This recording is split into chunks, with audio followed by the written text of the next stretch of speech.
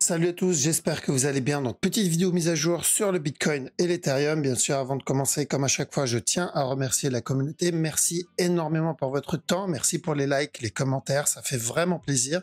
N'hésitez pas à me suivre sur Twitter. Vous avez le lien dans la description. Et sans plus tarder, on va attaquer la vidéo. Let's go.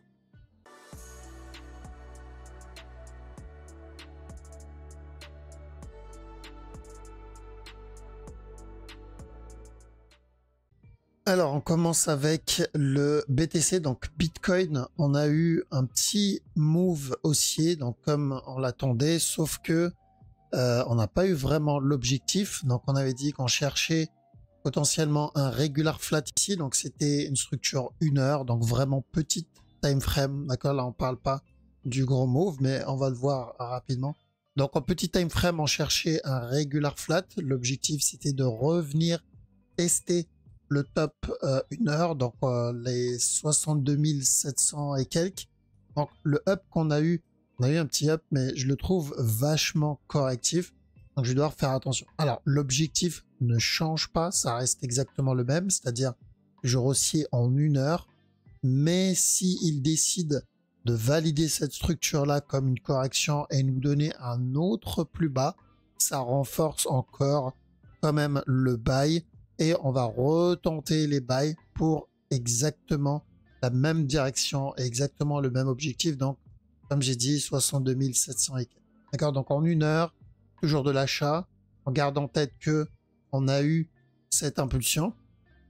On avait dit, donc on attend la fin de la correction et ensuite le buy. D'accord, donc toujours haussier. J'attends de voir s'il vient péter le top directement et donc toucher notre objectif. Par contre, s'il fait ça, le problème, c'est ce qui va se passer derrière. On aura un mouvement qui va perdre en momentum. Mais s'il nous donne un autre plus bas, et ensuite, on cherchera quand même donc le buy, là, on aura une plus belle structure pour le up. Donc, toujours haussier sur le Bitcoin. Gardez juste en tête que s'il se passe quelque chose et qu'on obtient un drop, donc une impulsion, voilà, ça n'invalide pas la direction. C'est pour ça que je ne supprime pas cette flèche. Parce que malgré s'il nous donne ce drop là, on continuera à chercher de l'achat, le mouvement reste aussi. Donc toujours un up où il le pète tout de suite et on aura atteint notre objectif directement, où il nous donne un dernier push et ensuite il viendra le péter. Sur la structure 4 heures, voire même daily, pareil, je ne supprime pas la flèche ici parce que la direction est la même, donc ça reste la même chose. On cherche la fin de ce flat et revenir péter le top avec donc l'objectif des 73 800 voire 74 000. D'accord, donc toujours aussi sur le Bitcoin en daily et pour ceux qui tradent en 1 heure, pardon, c'est toujours aussi avec le même objectif. On a aussi ETH. Alors ETH, ça ressemble plutôt à une structure un peu plus grande que prévu. Donc on avait dit où il valide un running, mais dans ce cas-là, il est censé venir péter le top directement. Ou sinon, on va obtenir une structure corrective plus grande, un drop et ensuite un buy.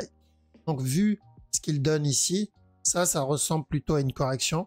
Donc ça, je peux le considérer comme potentiellement un A, ce qu'il est en train de faire comme un B.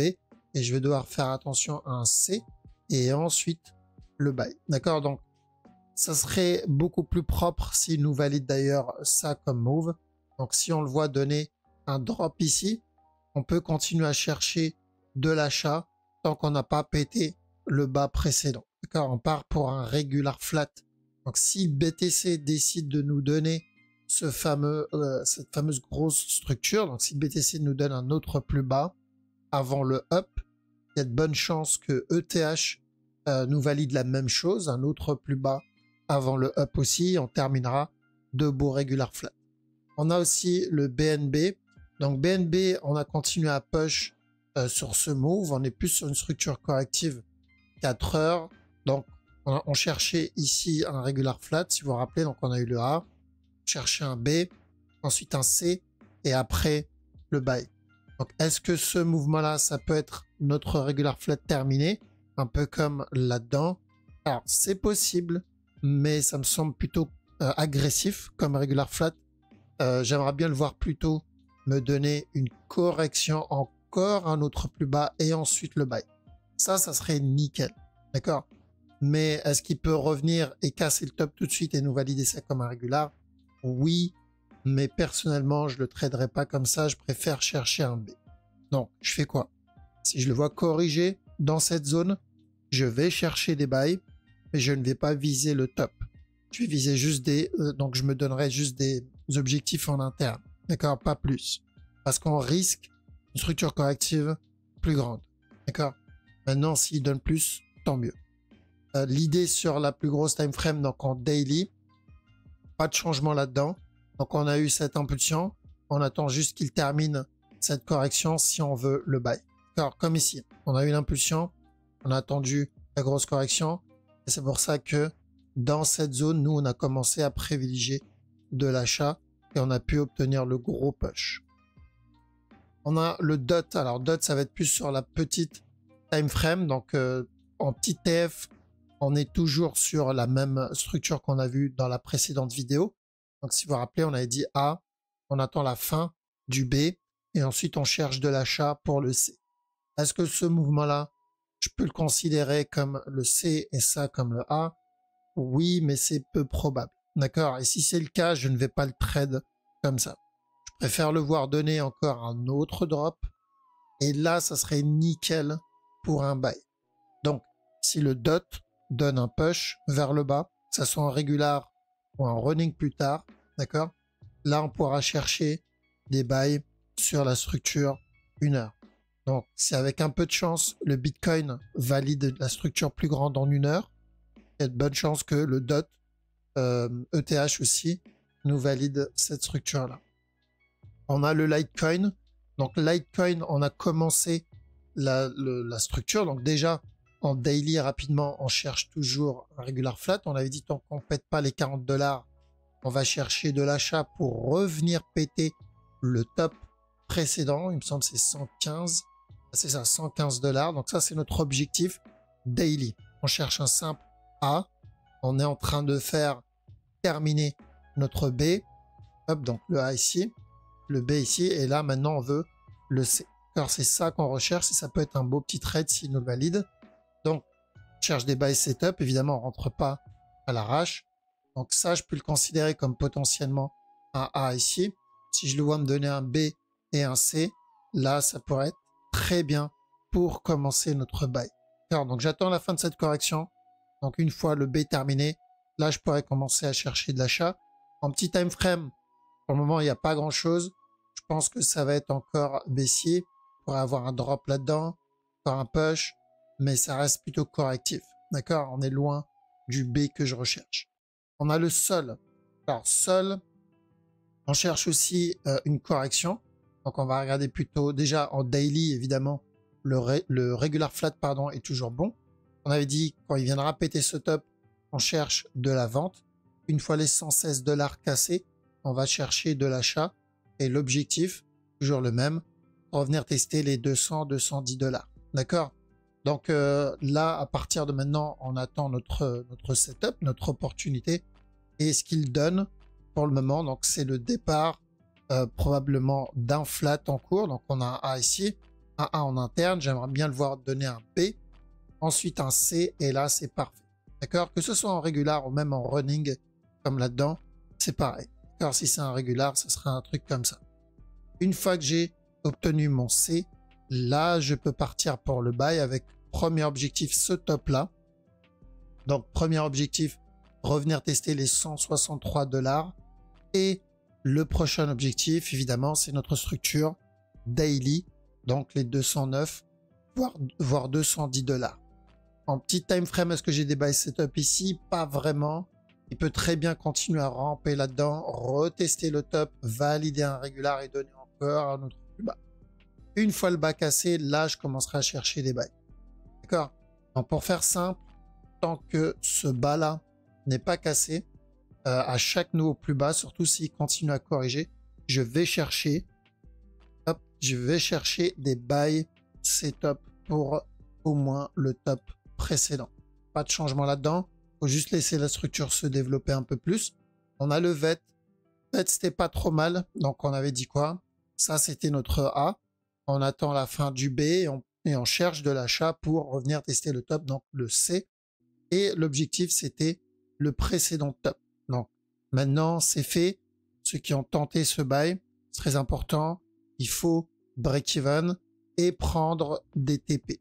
D'accord? C'est important de prendre des TP.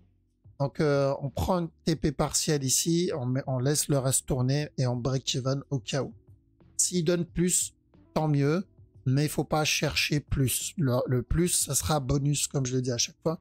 C'est pour ça on laisse une partie tourner. Ensuite, pardon, on a Matic. Alors, Matic, ça a plutôt bien payé. Donc, on cherchait déjà rapidement sur la grosse time frame. On avait dit que c'était une très belle zone pour cumuler. On cherche minimum un régular, voire même un running. Donc, ça comme A. Le B. Une fois le B terminé, que ça soit là ou plus bas, peu importe, on cherche un gros buy pour le C. Donc, très belle zone pour cumuler, que ce soit pour le régular ou pour le running flat, c'est un bon prix. Ça, c'est pour le long terme. Donc, ça, c'est plus pour ceux qui sont en mode spot, en mode invest. Après, on a la structure 1 heure qui était très bien aussi. Donc, j'avais dit là, il y a un petit régular à tenter. On a eu ce A ici, un B en cours. Une fois le B terminé, on a dit on cherche des buy setup. Objectif, revenir péter le top. D'accord? Donc, d'où la flèche. Donc, l'objectif, c'était de revenir tester le top précédent. On a eu beaucoup plus. D'accord? Si on compare par rapport à ce qu'on cherchait, 8-9%. Là, on a eu quasiment 30% sur le move. C'est pour ça qu'on dit, voilà, le plus, c'est bonus. Et souvent, c'est un beau petit bonus. Donc, le move est parti sur la structure 1 heure. Donc, si on est dedans, si on a pris ce régular flat, voilà, on prend des TP. C'est important.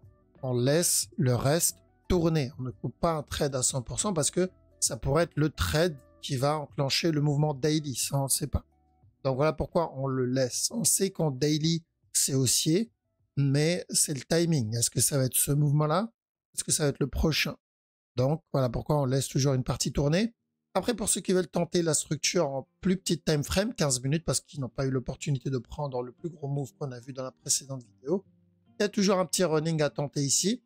Donc, ce A ici, on a un B, potentiellement un C. Donc, tant qu'on est au-dessus de ce bas, je vais mettre la ligne ici, comme ça va rester pour la prochaine vidéo. Tant qu'on est au-dessus de ce bas, on peut tenter un buy, des buy setup. Donc, attention, par contre, s'il vient péter le bas, c'est qu'il prépare autre chose, probablement une plus grosse structure. Mais tant qu'on n'a pas cassé ce bas, on peut tenter les buy setup ici, s'il en donne en plus petite time frame. L'objectif, c'est juste revenir péter le top précédent. D'accord? Donc, un A, un B, un C, et ensuite revenir tester le top. On peut tenter ce mouvement-là. Et on finit avec Atom. Donc, Atom, je vous ai dit en 1 heure, c'était moins intéressant que Matic. Si je devais trade un des deux, j'irais plutôt pour Matic. Et voilà, ça a plutôt bien payé. Là, Atom, il est encore en train de se développer. On sait que ça, c'est potentiellement un A. Ça aussi, c'est notre A en interne. Donc, j'attends qu'il termine le B. Après, j'aimerais le voir donner un C. Et là, c'est intéressant. Alors là, on pourra partir pour le buy sur Atom, un peu comme ce qu'on a obtenu sur Matic, en espérant qu'on obtiendra le même type d'amplitude. D'accord? Donc, Atom, on attend la fin du B, le C, et ensuite le buy. D'accord? Ceux qui veulent tenter de trade les mouvements en interne, ok, mais restez vigilants parce qu'on est dans un range, on est dans une correction. En daily, le move, pas de changement. Ceux qui cherchent plutôt le long terme, invest, spot, ça reste une belle zone pour cumuler, d'accord? Un peu comme pour Matic. Donc un bon petit prix pour cumuler. On ne cherche pas le to the moon, comme pour Matic aussi. On va chercher uniquement un C. Ça, c'est notre A. Ça, c'est notre B. On va chercher un C. Pour le moment, Atom a plutôt respecté notre structure. Ici, on cherchait de l'achat qu'on a obtenu. Là-dedans, on cherchait de la vente qu'on a obtenu. Voilà, maintenant, espérons qu'il respecte jusqu'au bout pour le buy d'un C pour un running flat. Parce que si c'est un running, vaut mieux commencer à prendre ses TP là-dedans. Ok. Voilà, donc plutôt bonne opportunité sur le Matic qui a bien payé. Donc j'espère qu'il y en a qui ont réussi à en profiter.